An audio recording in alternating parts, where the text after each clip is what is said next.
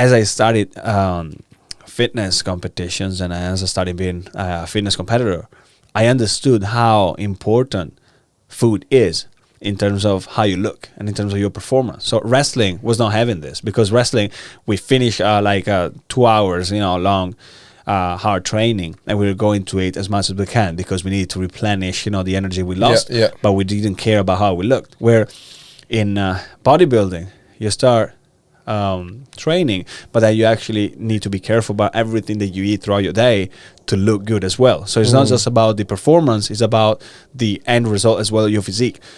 So that got me so interested. And when you talk to people usually around the gyms, and there's so much ignorance around the bodybuilding world because they always think they know best, and they never kind of study. There's very few people who have like a high level of education and coming from a science background. They always learn from someone that did it before, their coach or whatever, and they trust these coaches and stuff. And there's a lot of like kind of illegal stuff going around and whatever. So of course, it's like a kind of an unregulated market, so to say, that it's very hard to understand what's right or wrong.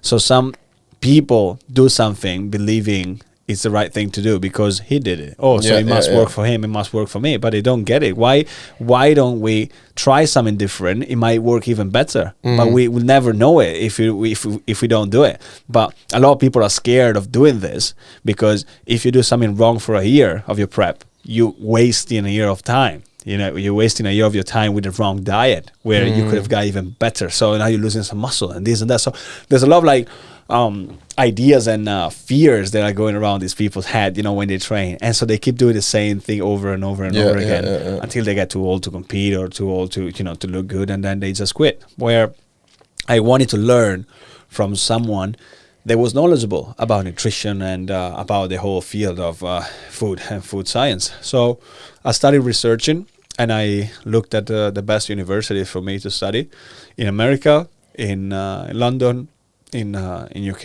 in Australia. So I found out that in London there was one of the best universities, the top one in the country and number 13 in the world was King's College. And so I applied for like 3 or 4 because at the time when you apply for different and you don't know which one is going to accept you. And things actually, this one came back saying no. But then I said, listen, you guys are the best. I want to study there. Listen, you guys are making big mistakes. Do you know who I am? and then they knew because they accepted me. But there was just like 20 places a year. Wow. And of course, they require like a high level of English, but at the same time, they require a high level of motivation for what you do. So I'm a surveyor in Italy. That's what I studied before. So you know what a surveyor is? It's like before an architect. So I can design houses in Italy. So an architect designs bridges and, big skyscraper. A surveyor mostly designs like houses and maybe streets and stuff like that. It depends on where you're working. Oh, what is the English name for that? Oh, they call it surveyor. Surveyor, wow. Yeah. So anyway, I did that because in high school, you got that career. I could have gone into that career. A friend of mine, a lot of friends, that studied with me, they're still doing that. But I was more into sports and I was more into nutrition. So when I came here and asked to study nutrition, they're like, oh, you didn't do enough science to be accepted in this course. And I said, no, I did. I studied this in high school. So I had to go back to Italy to get all my programs approved by the teachers that taught me about the cell and this and that and the organelles and whatever you have in your body and biochemistry and chemistry at the time, for them to understand that I did something. And so they told me, listen, we give you a conditional offer now, meaning that we accept you if you do something. So then I had to study 1 more year just for chemistry, biochemistry, and biology, chemistry, and physics, just to have the degrees, like the marks that they wanted for me to be into the course, to be admitted. And then that was not even it, because after I finished that, which, King's being like one of the top in the country, of course they have different criteria and they get harder as they go higher in the rankings. So they asked me for like two A's and 1 B to come out with this course, these course marks. And I came out with like one A star and 2 A's or whatever. So I was really like showing them that I wanted to do it. They asked me for an IELTS test. And then once you get these criteria, they say, okay, we're going to invite you for an interview. And so out of like thousands of people applying for that, 170 got called for an interview. And they need to pick 20 out of these 170. So these are so competitive, but I was already kind of doing what I wanted to do, because I told you I was not pushed in Italy. So as I moved here, I said, shit, I'm into this thing. That's and perfect. There's no plan B. I need to do this. So in that interview, they asked me a lot of stuff about science, about whatever I knew. Because, of course, they ask you something that is harder and harder and harder to understand how much you study for yourself. And so at the end, well, a bit funny because, we Italians, and I said, listen, if you keep asking me this hard question, if I knew it, why do I come to you guys, to learn? So you never know if they took it the wrong way, because English people sometimes they get it differently. So like shit, I might play my game here. I might actually play my spot, but it worked. And I said, and then I said, listen, I love doing sports, and I love how nutrition shapes my sport and stuff. And they're like, oh yeah, we can see you do sport, whatever. So your personality as well played like a big role in there, because of course they start knowing me better. And then there was a meeting around that after the interviews, and I was talking to the headmaster himself because he was interested into my competition, because I was having my meal where everybody else was actually eating whatever food they put there. I was having my meal because I prep at home. Because I say, hey, listen, in a week time, I have my European Championship that I need to compete at. So they were like into what I was doing more than like anything else. So of course, sometimes in life it comes down to how you are, how you present yourself, but you need to be really honest and genuine. Did you see some students who were trying to get in and they were out of shape?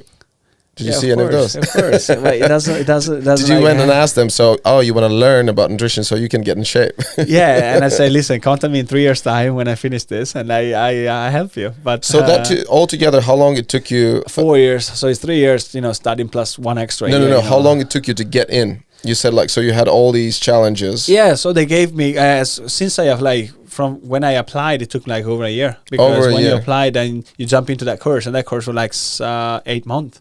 And then 8 months, it was running from January to August instead of from September to September. And then in September, the year was starting for university. So I did 2 weeks holiday, not even that. And then I studied into uni, but I didn't really care, because that's what I wanted to do. And then I came out with a nice degree, and people know the name of my uni everywhere in the world, from China to America, wherever I go. They're like, oh, King's is a very good university. So sometimes you have to invest in this thing as well for people that value education, because you never know who you're going to meet. And you did the IELTS test, which I actually done twice. So for those who don't know what IELTS is, it's basically 4 times. You did it 4 times? Because of course, once they want some crazy hard criteria, they give you a minimum. They give an overall score, but so they give a minimum for every single skill. Yeah. And so this, listening, reading, writing, and all that King's stuff. was 7.5 overall, but a minimum of 6.5 in everyone. So you can get someone high because, of course, he needs to make 7.5. But then I think I was having for writing, I was having 6. And they didn't accept that. They want 6.5. What? So I had to do it again to focus. That was my hardest as well. That's the thing. Because I got it in Canada in university, and Simon Fraser's, where I was studying journalism for half a year before I got kicked out of Canada. That's a different story. But that is, and I love when you said when you felt, oh, this is challenging, I need this, and then straight away, that's your personality, that's who you are. It was if it would be too easy, what's the point? Which is really cool. It comes out to from everyone doing sports, I think.